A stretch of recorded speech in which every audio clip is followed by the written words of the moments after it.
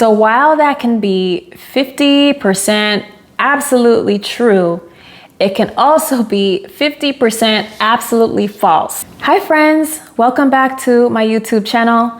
For those of you who've not met me yet, my name is Brianna. I'm a registered nurse doing my thing away from the bedside and in the field of healthcare informatics.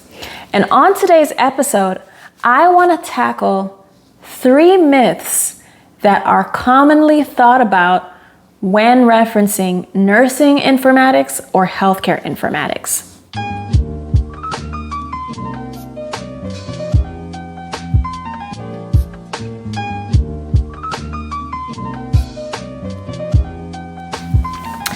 I thought of the idea of this video when I started to receive some questions or comments around what people were looking for or what the thought process was when it came to transitioning to these specialties. These were really, to be honest, the same preconceived thoughts I had when I thought about nursing informatics. The first one, biggest one for me and the most common, is that if you're able to get a job in nursing or healthcare informatics, then you're able to get a remote job.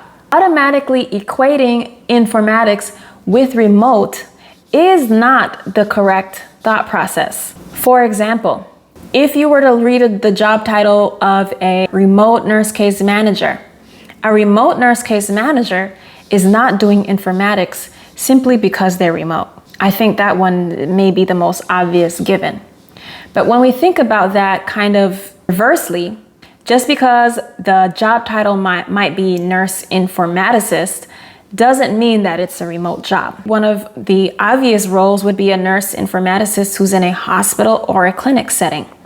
Those people are really required to be hands-on, on the ground, in that hospital or that clinical setting to look at processes, talk to people, maybe sometimes even provide the direct patient care or whatever clinical objectives need to be met to truly understand a process. Another example would be a clinical solutions engineer. So this person could be a nurse or another healthcare, someone from another healthcare discipline. While in this role, they may be able to complete a lot of their job from home or remote, right? Somewhere outside of the traditional office setting.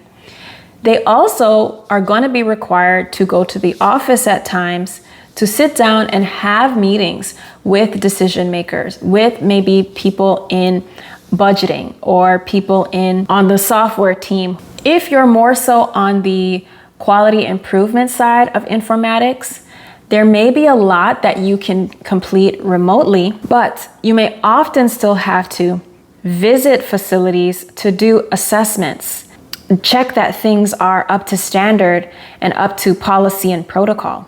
Now, if you're more on the technical side, then maybe a lot of what you do can be remote because a lot of what you do is with and on a computer. For example, if you're doing coding, software building, more so technical, I could definitely see this myth making most sense that you being informatics would equate to working remote. The second myth is that you're always sitting down in front of a computer. This one really just ties in to the first point. When you think about it in comparison to maybe being in some other specialties of nursing, being in ER, a PACU, labor and delivery unit, obviously you're on a unit, you're running the floor, you're handling a number of patients for your shifts. You're definitely going to be on the computer much more than you would be in that traditional setting. Obviously, the computer is going to be more so your companion when working in the specialty of nursing and healthcare informatics, but it is not going to be your most dominant partner. And the third myth, which really does still fall under the umbrella of the first two, it is that working in healthcare or nursing informatics means that you're working in technology. So while that can be 50% absolutely true, it can also be 50% absolutely false. You'll have to remember that nursing and healthcare informatics is taking the technology, taking your clinical judgment, and also taking information, process, and systems workflows to then create, improve, change, update, adjust. That's what it is.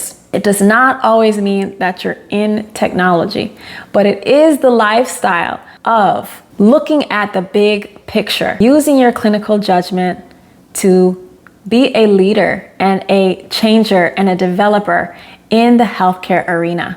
Now, if that doesn't sound exciting, I don't know what does, other than not going to work at all. But that's just me. All right, guys, that is all I have for you on today's episode. I will see you on the next one. Bye.